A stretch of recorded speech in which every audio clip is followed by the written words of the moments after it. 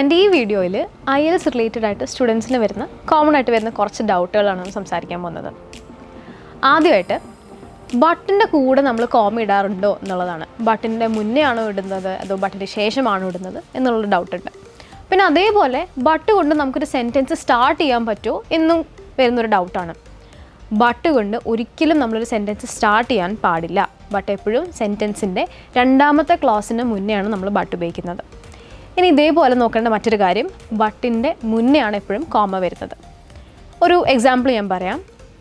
He went to Dubai but he loved living in Kerala. He went to Dubai comma but he loved living in Kerala. അപ്പോൾ ഏത് കാര്യത്തിനാണോ നമ്മൾ importance കൊടുക്കുന്നത് അതിന് മുന്നെയാണ് നമ്മൾ but ഇടുക. ഓക്കെ.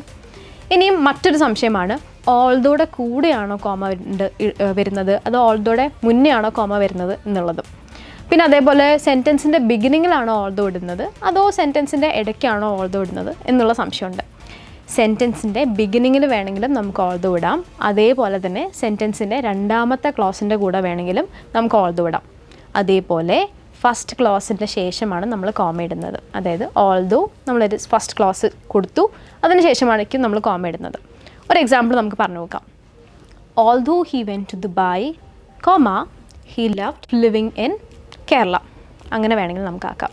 അല്ലെങ്കിൽ ഓൾദോ സെൻറ്റൻസിൻ്റെ രണ്ടാമത്തെ ക്ലോസിൽ വരുവാണെന്നുണ്ടെങ്കിൽ he loved living in Kerala comma although he went to Dubai എന്ന് വേണമെങ്കിലും എഴുതാം. രണ്ടും കറക്റ്റാണ്. ഓക്കെ. ഇനി ഇതേപോലെ വരുന്ന മറ്റൊരു സംശയമാണ് ആൻഡിൻ്റെ കൂടെ കോമ വേണോ എന്നുള്ളത്. ഇപ്പം നമ്മളൊരു കുറേ കാര്യങ്ങൾ നമ്മൾ ഒരുമിച്ച് ലിസ്റ്റ് ചെയ്യാണ്. അപ്പോൾ ബ്രിട്ടീഷ് ഇംഗ്ലീഷിൽ നമ്മൾ അതിൻ്റെ കൂടെ ലിസ്റ്റ് ചെയ്യുമ്പം ആൻഡിൻ്റെ മുന്നേ കോമ ഇടേണ്ട കാര്യമില്ല. ഒരു എക്സാമ്പിൾ പറയാം.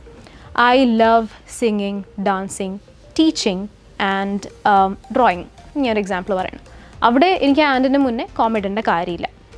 പക്ഷേ നമ്മൾ രണ്ട് സെൻറ്റൻസുകൾ ഒരുമിച്ച് എഴുതുന്ന സമയത്ത്, രണ്ട് ഡിഫറെൻറ്റ് സെൻറ്റൻസുകൾ ഒരുമിച്ച് ചേർത്ത് എഴുതുവാണെങ്കിൽ, ആൻഡ് ഉപയോഗിച്ച് ചേർത്ത് എഴുതുവാണെന്നുണ്ടെങ്കിൽ അവിടെ നമ്മൾ കോമ ഇടണം. ഒരു എക്സാമ്പിൾ പറയാം. Reema is a teacher full stop she is a hard worker. ഇങ്ങനൊരു സെൻറ്റൻസാണ്, രണ്ട് ഡിഫറെൻറ്റ് സെൻറ്റൻസാണ്. ഇത് ഞാൻ ഒരുമിച്ച് എഴുതുവാണ്. Reema is a teacher and she is a hard worker. ഈ സെൻറ്റൻസിൽ ആൻഡിന് മുന്നേ നമ്മൾ കോമ ഇടണം. ഓക്കെ. അപ്പോൾ നിങ്ങൾക്കിത് ക്ലിയർ ആയെന്ന് ഞാൻ വിചാരിക്കുന്നു. ഇതേപോലെ ഒത്തിരി കാര്യങ്ങൾ ഇംഗ്ലീഷ് ഹൗസിൻ്റെ കോഴ്സസിലൂടെ നിങ്ങൾക്ക് പഠിക്കാവുന്നതാണ്. കോഴ്സിനെ പറ്റിയുള്ള കൂടുതൽ ഡീറ്റെയിൽസ് അറിയാൻ വേണ്ടിയിട്ടും ക്ലാസ്സുകൾ ജോയിൻ ചെയ്യാനും താഴെ കൊടുത്തിരിക്കുന്ന ലിങ്ക് ക്ലിക്ക് ചെയ്യൂ. English House. English at your fingertips.